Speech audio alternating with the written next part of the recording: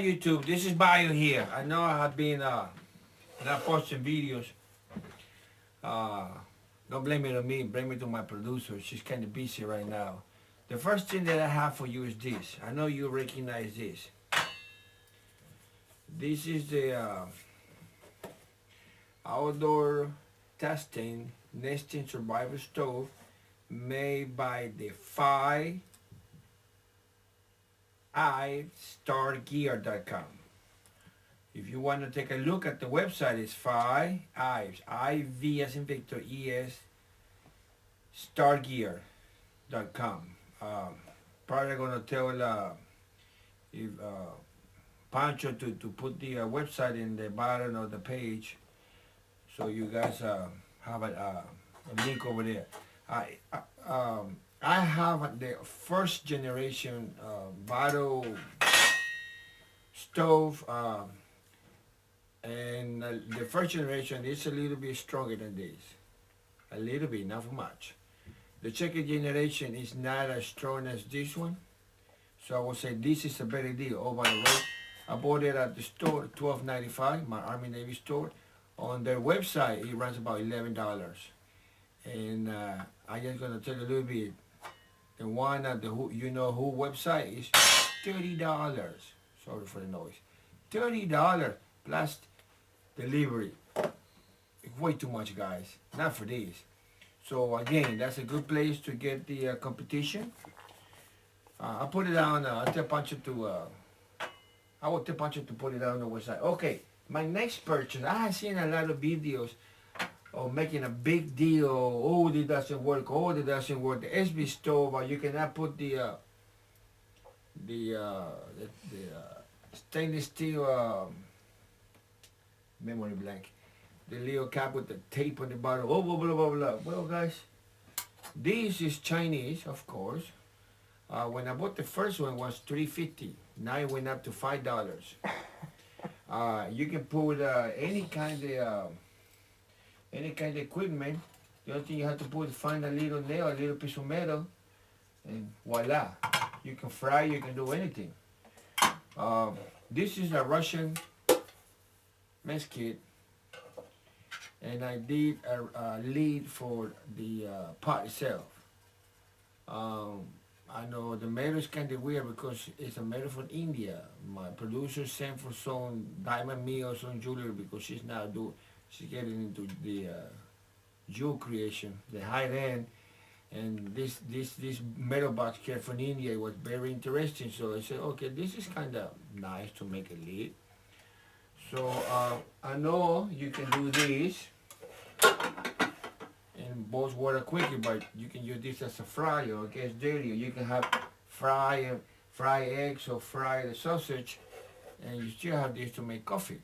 Now, I'm not going to tell you who made experiment using the S-bib, and it took something like about 13 minutes to boil a whole container of water. That's too much, guys. I'm going to show you that I can have a little bit over the cup. Take a look. You know where this comes from. Stainless steel camping mug. Okay. 1 cup of water. And then I want you to Lifeline. Lifeline solid fuel is, I've never seen this before. I bought it on the internet. It's stinkier than the regular one, than the S-bit. It smells funny. My producer says stink like hell. But it takes a little bit longer. And my producer says smell like a dirty woman private. That's what she said. I tell you. Funny, but it burns stronger or hotter. Okay, you will see the fire. Okay, what I have right here is a piece of wood. No, I'm not going to burn my house on my desk. But this is what I have. A little aluminum foil. One of those tea lights, aluminum container. And I'm going to light it and put it over here. Now, why do I emphasize the aluminum foil and the little tea light? Because this is what we call control fire, guys. Okay, control fire. Can you put a control fire inside your tent? Yes, but you have to be careful what you do. See, I have it on, right? Producer, can you see it? Lifeline solid fuel, Lifeline. And it comes with a copy of the German Nesbitt stove. I don't know who made it, probably Chinese too. So, I have 929, and I'm gonna put 1 pint of water on the Russian mess kit with the lid that I make. Producer, if you want to, you can stop it now. We're not gonna cheat, guys, but it's 929. And we're gonna be back as soon as we see a rolling boil. And what I'm gonna do, I'm gonna take it to you because we have a little bit of camera problem. The silly battery is so cold that the battery is acting up, even inside the house. Don't ask me why. So 29, let's see how many minutes it takes. A whole cup of water. Actually, this is a little bit more than a cup. In a Russian mess kit with a Bayu's made lid. It was not hard to make this. You have to have patience, and you have to have a little, what would be the right word? The right force to hit first the edge with the mallet, okay? And then you can tap it. No, don't hit it. Tap it with that hammer to make the round. Remember, you're using the Russian pot itself as a frame, so you don't want to destroy the East German or West German kid pounding like crazy. Use this one first, or use your fingers too. Bend it slowly all around, and then with the mallet having some shape, make some shape with it, and then finally you iron the metal down with the hammer slowly. Now, if you have a piece of metal still like this, round, or a puncher, you can get the nicks over here straight, like what's a rectangle name. You iron the piece of metal, and it looks nice, almost professional made. Okay, we have approximately 2 minutes right now, and I can see a few bubbles. Few, not a lot, but few. So we're gonna put the lid back on. Now, I want you to take a look at this. Cameraman, can you see it? No, it's too dark. Go back. Right there. This is my copy of the John Support little bell pouch. Okay, why do I show you this? It is not hard to copy anything and you sew it together. This is my first one, and it is workable. You can put it in your belt. See, I got a little piece of a belt thing. I made it strong. I put the old zipper. Now the problem is this one has a bottom rectangle. Somehow I got confused and I did not make that rectangle. I make the one piece that go from the side all the way to here. So that's why it looks a little crooked. But nobody's gonna say, oh, it's crooked, you don't get 100, you get a 50% on this one. That's making a difference. What I'm trying to explain to you, if you are looking for something, or you find you want to get a type of equipment to put the part, to put these, you can do it yourself with patience, guys. If you have a little patience, you can do everything and save your money. Remember, I'm kind of frugal. I can do everything by myself and save some money.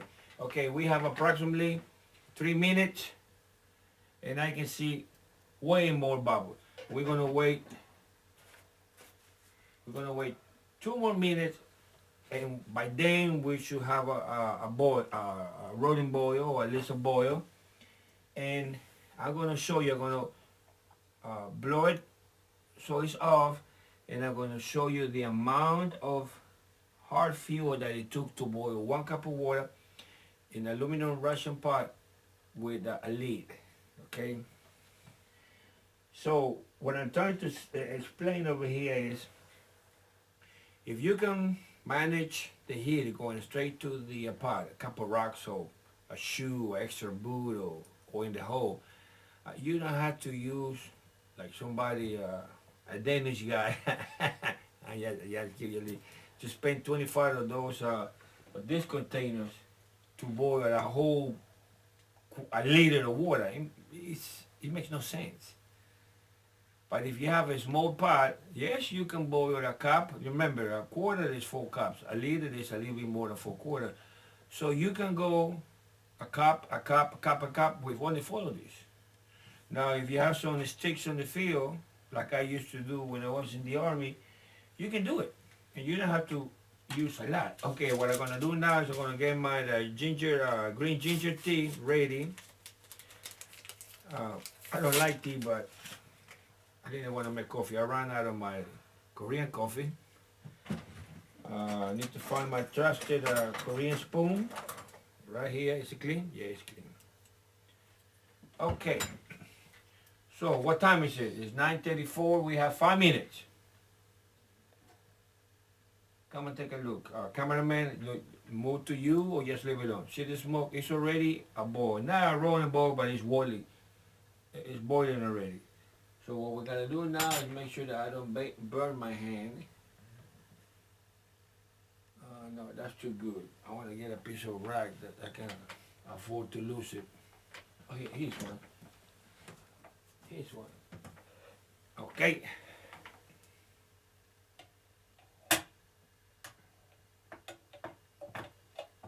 Okay. Now, I have to show you this. Put this out of the way. Look. I can even touch it a little bit. Look at the amount, cameraman. Look at the amount that I burned. Not even half of the solid fuel. Okay? She said, sit down. Okay, I'm gonna sit down. And then later on, once it cool off, I'm gonna put it right back into the container and save it for later. Now here's a whole cup of water, guys.